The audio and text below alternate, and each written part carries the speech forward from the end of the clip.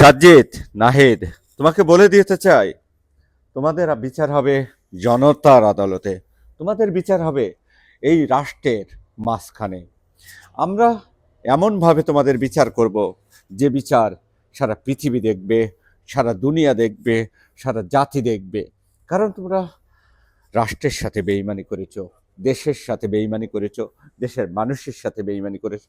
আইনে আছে যে রাষ্ট্রের সাথে বেইমানি করে তার মৃত্যুদণ্ড, রাষ্ট্রের সাথে গাদ্দারি করে তাকে মৃত্যুদণ্ড, রাষ্ট্রের সাথে জালিয়াতি করে তাকে মৃত্যুদণ্ড।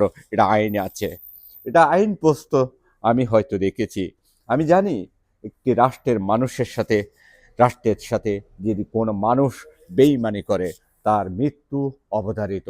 তুমি রাষ্ট্রের সাথে বেইমানি করেছো, রাষ্ট্রের মানুষের সাথে। একটা কথা মনে রেখো, গণজোয়ার যখন জাগবে হয়তো তোমার মরণ হবে, গণজোয়ার যখন জাগবে তোমাকে পতন হবে, গণজোয়ার যখন জাগবে হয়তো তোমার মৃত্যু হবে। আর একটা কথা মনে রেখো, আমরা শেখ হাসিনার পিছনে পাহাড়ের মতন দাঁড়িয়ে আছি। একটি পাহাড় ভাঙতে হলে তোমাকে অনেক কাঠখড়ি পোড়াতে হবে, অনেক বোল্ডোজার চালাতে হবে। তুমি কয়টা বোল্ডোজার চালাবা আর কয়টা তুমি ধ্বংস করবা? এক একটা মুজিবার এক একটা পাহাড়, এক একটা হাতিয়ার, এক একটা পাহাড়, আর এক একটি পাহাড় তোমাকে ধ্বংস করার মতন ক্ষমতা তোমার নেই। কারণ শেখ হাসিনার পিছনে হাজার পাহাড় দাঁড়িয়ে আছে, হাজার মুজিবার দাঁড়িয়ে আছে, হাজার মুক্তিযোদ্ধা দাঁড়িয়ে আছে, হাজার বাহিনী দাঁড়িয়ে আছে। এই বাহিনীকে দমায় রাখতে পারবে না।